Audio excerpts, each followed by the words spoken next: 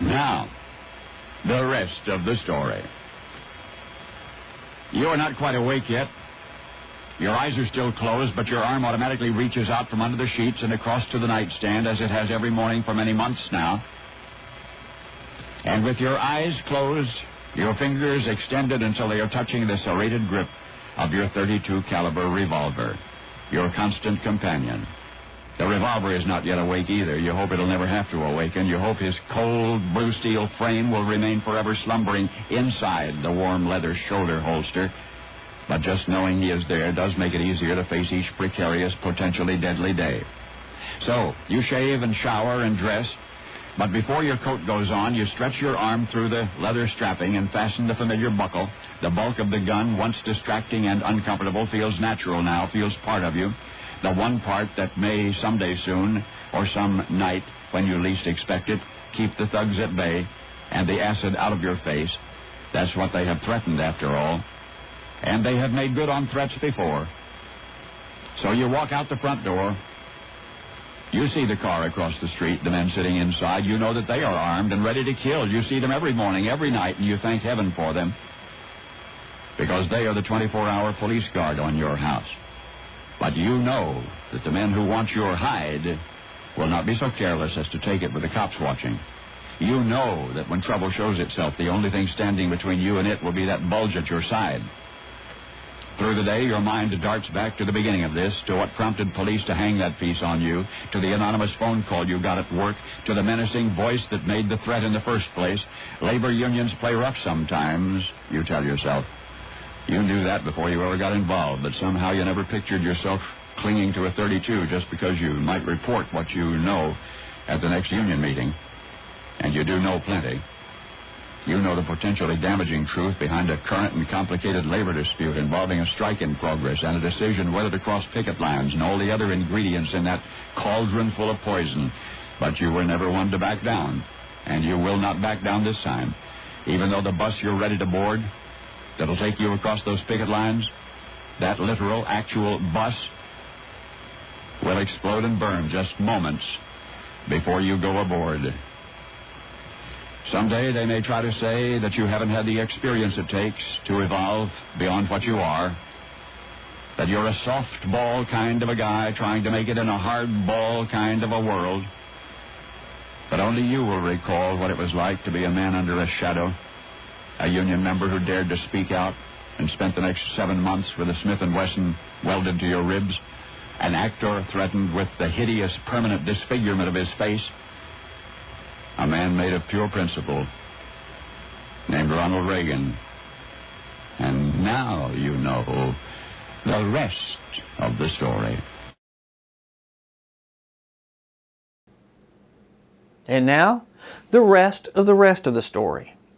I was young when Ronald Reagan became president. I was barely a teenager when he finished his 2 terms in office. I didn't know much about his politics or about politics in general. I still don't. But I remember always liking Ronald Reagan. Ronald Wilson Reagan was born on February the 6th, 1911 in Illinois. His first job was as a lifeguard.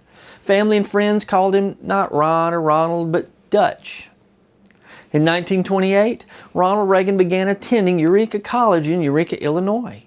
He became student body president and was part of a student strike which culminated in the college president's resignation.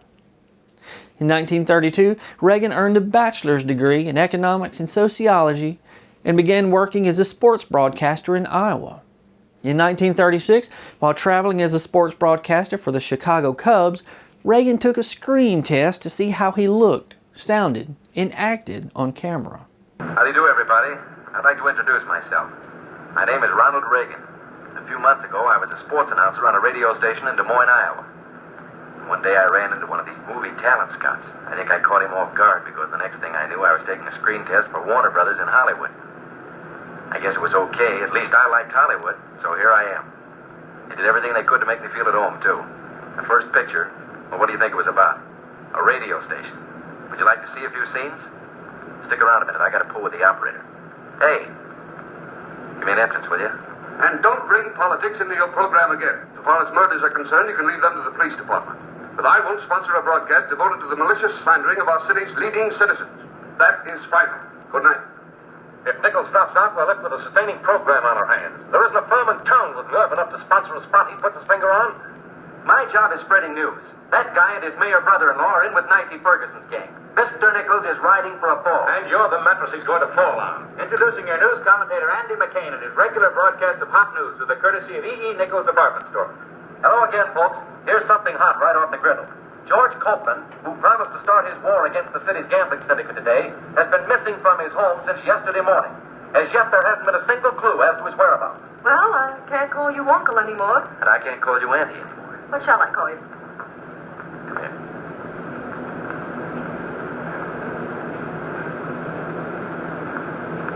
What are you doing the rest of your life?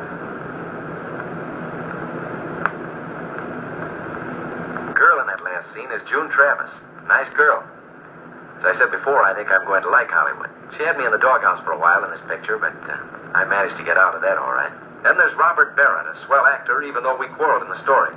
Eddie Acuff gets a lot of laughs with his comedy role. Well, that's all I can tell you about the picture, except that when you see it, I hope you like it. If you have a little spare time, why, drop me a line at Warner Brothers Studios in Hollywood. I'll see you in the movies. Warner Brothers was so impressed with his screen test that they signed Reagan to a 7-year contract. Between 1937 and 1942, Ronald Reagan appeared in over 30 films. Also in 1937, Reagan enlisted in the United States Army Reserve. In October 1941, Reagan was working on the film King's Row when he was ordered for active duty. Now, Reagan had worked on the film long enough that it was too late. It would be too expensive to replace him with another actor. Attorneys at Warner Brothers sent draft deferments which allowed Reagan to finish the film. Reagan felt uneasy about the draft deferments and was determined not to be identified as a draft dodger. In April 1942, at Reagan's request, Warner Brothers did not renew his contract so Reagan could do his part in World War II. Reagan was initially used as a liaison officer for the Army until he was transferred to the Army Air Forces as a public relations officer. Reagan spent most of his wartime making more than 400 training films. When not working in the military during World War II, Reagan co-starred in the 1943 film This Is the Army for Warner Brothers. Following the war, Reagan, no longer under contract, worked on films for Universal Pictures, Paramount Pictures, and RKO. In 1947, Robert Montgomery resigned as president of the Screen Actors Guild. In his place, the Guild's 44-member committee elected Ronald Reagan as their new president. Because of his position as president of the Screen Actors Guild during the anti-communist hearings and intense labor disputes, Reagan received all sorts of threats. People threatened to throw acid in his face on several occasions. His tires were slashed. So, out of fear for his own safety, Reagan got a permit to carry a concealed weapon. He purportedly carried a pistol on or with him for the rest of his life. Even while he was president, against the advice of the Secret Service and his wife Nancy, Reagan carried a pistol. Despite the protection of the Secret Service and his own pistol as self-protection, Reagan was caught off guard on a rainy Monday afternoon, March 30th, 1981. 9 days earlier, March 21st, Reagan and Nancy visited Ford's Theater in Washington, D.C. for a fundraising event. Reagan recalled later, "I looked up at the presidential box above the stage where Abe Lincoln had been sitting the night he was shot and felt a curious sensation. I thought that even with all the Secret Service protection we now had, it was probably still possible for someone who had enough determination to get close enough to the president to shoot him."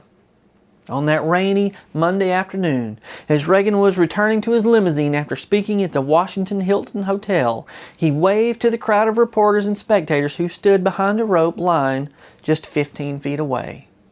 In the crowd stood John Hinckley Jr., a deranged man who wanted to impress the actress Jodie Foster.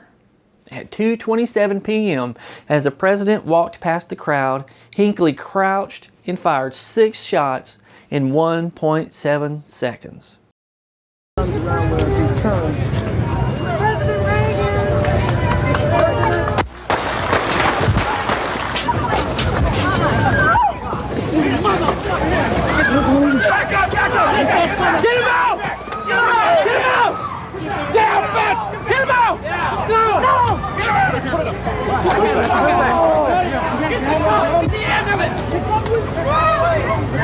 Special agent in charge, Jerry Parr, grabbed Reagan by the shoulders and dove into the open door of the limousine. The limo driver sped off toward the White House. Advise, we've had shots fired. There are some injuries. Way one on Arcadic.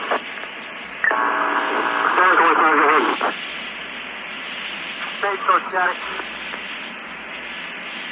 Rawhide is okay. Follow up. Rawhide is okay. Half back, Roger. You want to go to the hospital or back to the White House?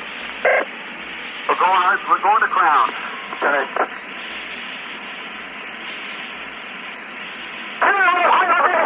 Back to the White House. Back to the White House. Rawhide is okay. Secret Service agents, policemen, and reporters jumped on the would-be assassin. Several people had been struck by his bullets. White House Press Secretary James Brady was struck above his left eye and the bullet exploded. District of Columbia policeman Thomas Delahanty was struck in the back of the neck. The third shot hit the building across the street.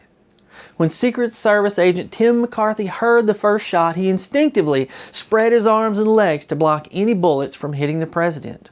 The fourth round struck Tim in the lower abdomen.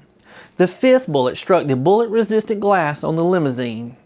The last bullet ricocheted off of the armored side of the limo and struck Reagan in the left underarm, grazed his ribs, and lodged in his lung less than an inch from his heart. Out of all 6 bullets which were designed to explode on impact, only the one that struck James Brady exploded. As the limousine sped towards the White House, everyone thought the president was unharmed. Parr searched Reagan's body and found no blood. Reagan complained that Parr had broken his ribs when he pushed him into the limo. Then the president coughed up bright, frothy blood, which Parr knew was a sign of a punctured lung. Parr thought the suspected broken rib had punctured the president's lung and ordered the limo to go to nearby George Washington University Hospital. Go ahead, Drew. Roger, we want to go to the emergency room of George Washington. That's the Roger. Go to George Washington fast. Roger, Sergeant Barrow, could you? Arcadic. Arcadic Parr, George Washington. Roger. Get an ambulance. Get the stretcher out there. Horsepower, Arcadic, you copy? Correct, we've made the call. Parr requested a stretcher to be waiting, but the limo carrying the president arrived at the hospital quicker than one could be brought out. Reagan calmly waved to onlookers as he walked into the hospital. But once he got just inside the door, he collapsed to a knee. Just before going into the operating room, Ronald told Nancy, "Honey, I forgot to duck." Even in times of distress, he still had a sense of humor. In the operating room, just before surgery, Reagan removed his oxygen mask and told the doctor, "I hope you are all Republicans." Dr. Joseph Giordano replied, "Today, Mr. President, we are all Republicans." Dr. Giordano was a registered Democrat, but that didn't matter. A life was at stake. Ronald Reagan had been president for less than 2 months. Now, of course, we know that Ronald Reagan survived. He served 2 terms as the President of the United States.